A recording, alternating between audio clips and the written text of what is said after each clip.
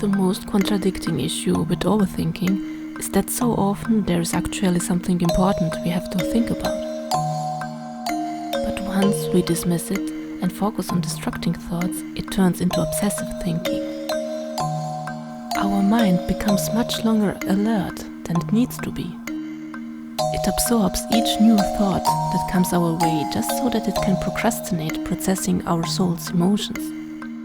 Let's imagine our mind is outdoors. It accumulates all public thoughts. I call them public because they represent all external emotions and thoughts we receive, but of which we are not necessarily convinced of. Private thoughts, on the other hand, represent all internal authentic emotions and thoughts we believe in. Soul is in charge of them, but the problem is that she is locked up inside and can't share them with mind. When soul plays an instrument, our brain becomes engaged on 3 levels. It becomes busy overcoming all technical challenges by coordinating the body.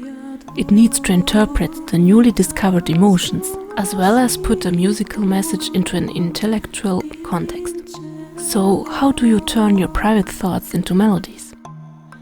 The first step is to not hold your breath. Our breathing doesn't lie about our well-being. Our mind can distract itself with random thoughts indefinitely, but our breath will always indicate what our soul is going through. That is also why we hold our breath when we suppress our private thoughts. You need to find out your authentic breathing rhythm. So pay attention to your breath. Do you need to take a deep breath and sing slowly, make long pauses? Do you need to remember or mourn or let go of something? Or do you have a lot of energy within you? Express your joy or anger energetically. Let the rhythm of your heart reveal itself.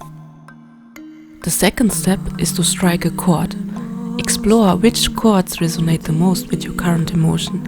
The key is to follow your emotional state and not to evoke it.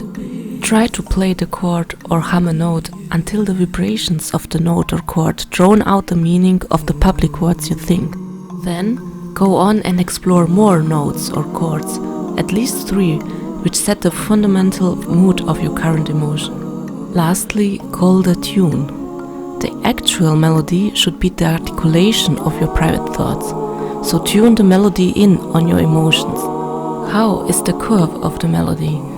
Do you need to stay more on one note in a more meditative state, or do you need to cry at high notes or low notes with a deep voice? I hope you find these tips helpful in some way. There will be more tips on how to express yourself creatively at tihana.net/pacifica.